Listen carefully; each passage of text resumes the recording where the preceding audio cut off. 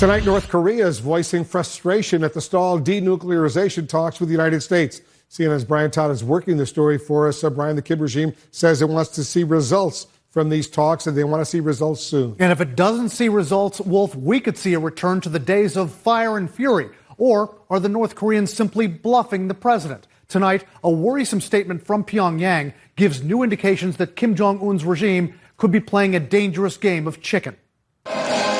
Tonight, North Korea's dictator is giving President Trump the cold shoulder. Kim Jong-un's foreign ministry issuing a statement saying the regime is no longer interested in nuclear talks between the two nations, which, quote, bring nothing to us. That North Korea will no longer gift the U.S. president with something he can boast of. A direct reply to Trump's tweet over the weekend, telling Kim, you should act quickly, get the deal done. See you soon. I think they are prepared to walk away if they get nothing, say, for example, over the next few months. And they're prepared to walk away. I believe they have calculated that Trump is not prepared to walk away. North Korea has been very frustrated that after 3 face-to-face meetings over a year and a half, talks over North Korea's nuclear program have completely stalled. Kim has given President Trump and his team an ultimatum that more progress has to be made on a nuclear deal by year's end. If that doesn't happen, analysts say we could see more provocations from the supreme leader, including some ominous ones. If they do an ICBM missile test or a nuclear test, that's going to cross Trump's red line, and then we're in very dangerous territory. In that same tweet over the weekend, Trump responded to a North Korean statement issued a few days ago, calling Democratic presidential candidate Joe Biden a rabid dog who, quote, must be beaten to death with a stick. Trump responded, saying, Mr. Chairman, he is not a rabid dog, but I am the only one who can get you where you have to be.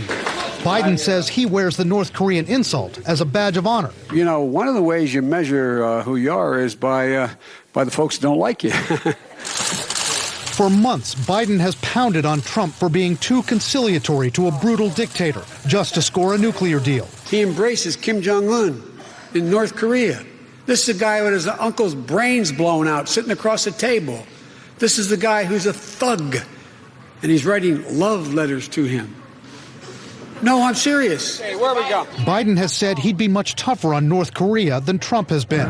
Analysts say the North Koreans believe if Biden is elected, the U.S. could go back to the so-called strategic patience policy of the Obama years, with sanctions imposed, then waiting for North Korea to come around. North Koreans would be much more worried about a Biden presidency than the re-election of Donald Trump.